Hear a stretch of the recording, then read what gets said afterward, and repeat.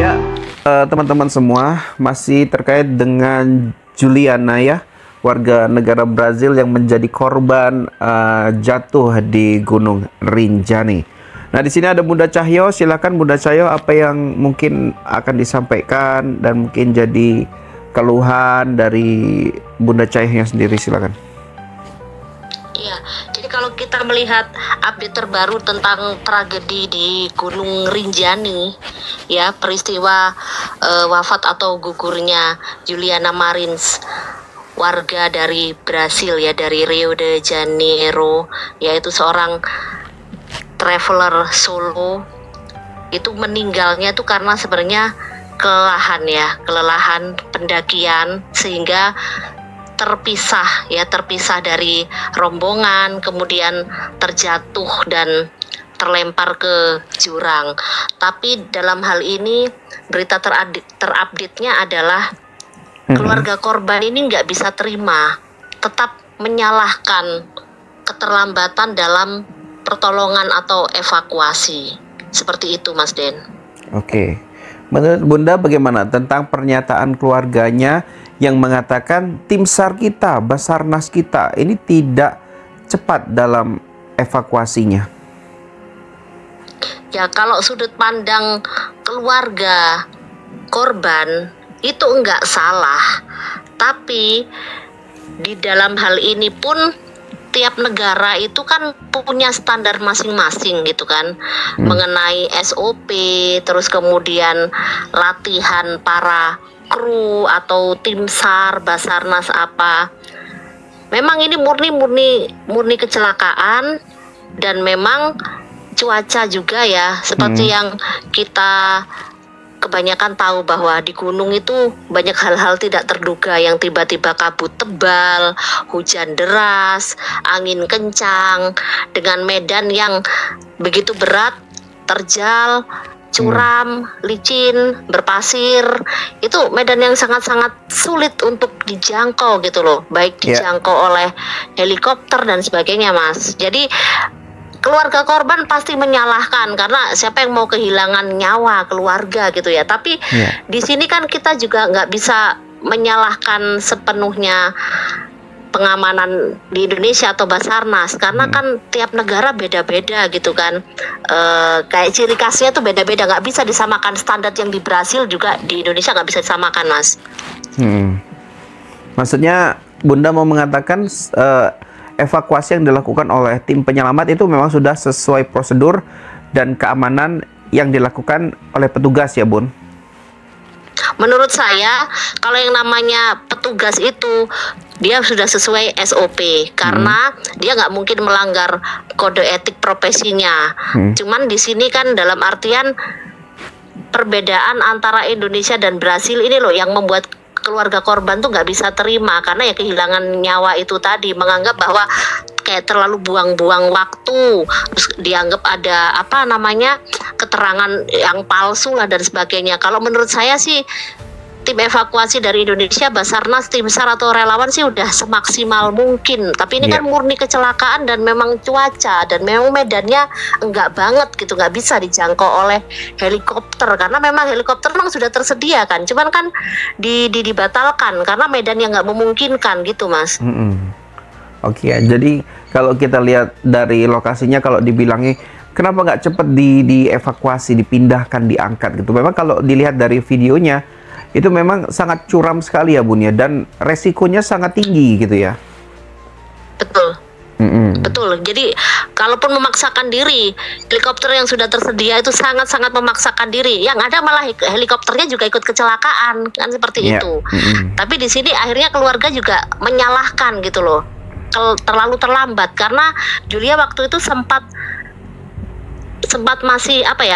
masih sadar lah selama 24 jam itu. Dianggapnya itu semua adalah keterlambatan penanganan, padahal udah semaksimal mungkin.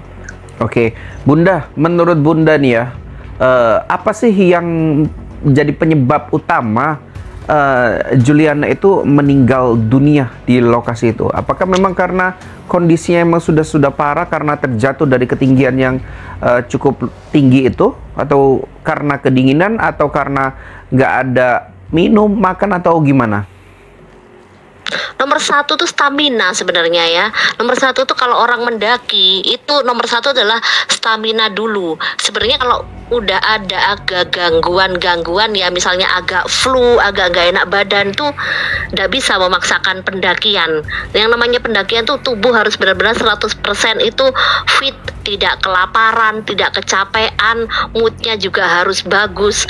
Kalau menurut saya kemungkinan ini sudah nggak enak badan, Mas. Oke, kemungkinan udah nggak enak badan, kemudian terjatuh pula gitu ya, makin membuat drop kondisinya gitu ya. Iya, Oke. jadi memang pendakian ini adalah hal serius yang tidak bisa disepelekan. Jadi semuanya harus prepare ya, mulai Iya. dengan peralatan, Oke. kemudian kondisi badan gitu, mental juga. Jangan sampai lagi mentalnya nggak stabil. Makanya orang mendaki gunung itu jangan dalam keadaan karena lagi frustasi, lagi sedih, itu Oke. nggak boleh. Mendaki gunung itu ibaratnya kita dekat dengan maut gitu loh. Itu memang healing, itu memang olahraga. Iya. Tapi itu dekat dengan maut, jadi harus benar-benar yang pikiran itu bening, jernih. Nggak boleh orang mendaki gunung itu dalam keadaan kecewa, sedih, Oke. marah, itu nggak boleh. Apalagi nggak enak badan tuh nggak boleh banget. Oke Bunda, jadi kemungkinan dari pandangan Bunda ini memang sudah kondisi Juliana ini memang sebelumnya, sebelum jatuh bahkan sudah nggak fit gitu ya? Iya, Kemungkinan. kemungkinan udah nggak fit. Karena setahu saya yang namanya pendaki gunung itu rata-rata emang udah strong ya, strong banget menghadapi segala macam situasi yang mendadak, yang serba nggak jelas dan mendadak. Ini dibutuhkan stamina yang oke, kemudian juga kecerdasan juga, skill, semuanya itu dikerahkan dalam mendaki gunung. Karena ya orang hilang ini nggak satu dua di gunung, orang hilang, Iya. orang tergelincir itu nggak satu dua. Jadi memang benar-benar kondisi nomor satu itu adalah kondisi kalau mendaki gunung. Apalagi Oke. kan ini dia benar-benar kelelahan loh. Dia benar-benar kelelahan sampai terpisah dari rombongan, sampai tergelincir jatuh. Itu kan mungkin ngantuk bisa, nggak enak badan bisa gitu. Atau Bunda, pikiran mungkin seperti ini ya. fokusnya nggak tahu kemana gitu. Asumsinya seperti ini ya, beliau terjatuh, kemudian kondisi terjatuhnya beliau tuh mengalami memar, benturan dan lain-lain. Kemudian karena kedinginan, tidak ada konsumsi air, makanan, apakah itu bisa menjadi latar belakang kematian daripada Juliana?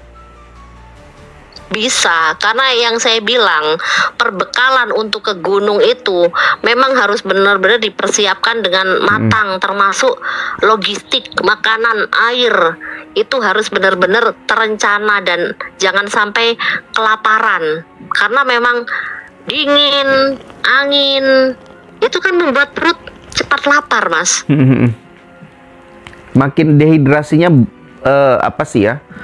tinggi sih kalau di lokasi yang dingin itu pastinya.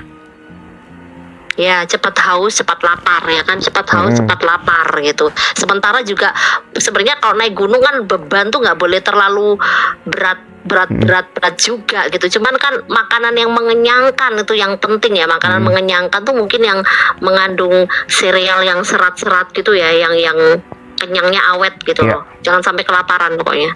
Oke, jadi kalau dari posisi lokasi jatuhnya Juliana ini, Bunda, ini kan terekam sebuah drone ya. Drone itu merekam, katanya ada drone dari Malaysia yang dia bawa kemudian turun dan melihat kondisi daripada Juliana itu. Kondisinya dia seperti kayak menggigil ya, kayak kalau dibilang kayak menggigil, dia kayak apa ya? Kayak posisi menggigil lah gitu ya. Nah, di situ kita ditunjukkan bahwasannya yang bisa menjangkau tempat lokasi yang sangat tidak memungkinkan orang untuk ke sana itu adalah sebuah pesawat atau robot yang dikendalikan dari jarak jauh ya.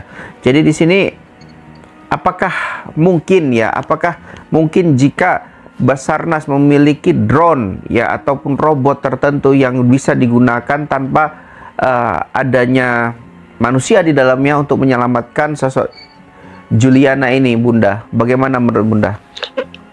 Iya, saya setuju Mas Den. Memang peralatan yang harus ada dan ditambahkan ya dalam evakuasi atau menolong korban di tempat-tempat pendakian. korban di tempat-tempat pendakian seperti itu, karena nggak mungkin banget ambulan, itu sangat nggak mungkin juga, helikopter pun, pesawat pun.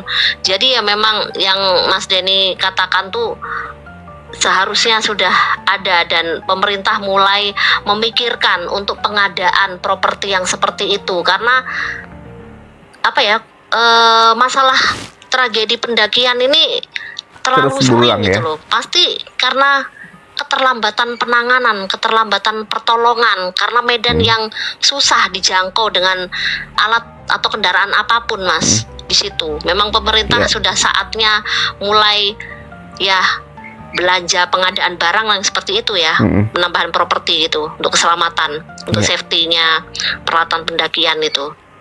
Iya, jadi petugas. Jadi nggak tahu ya, yang tersebar itu Ya video Allah. drone.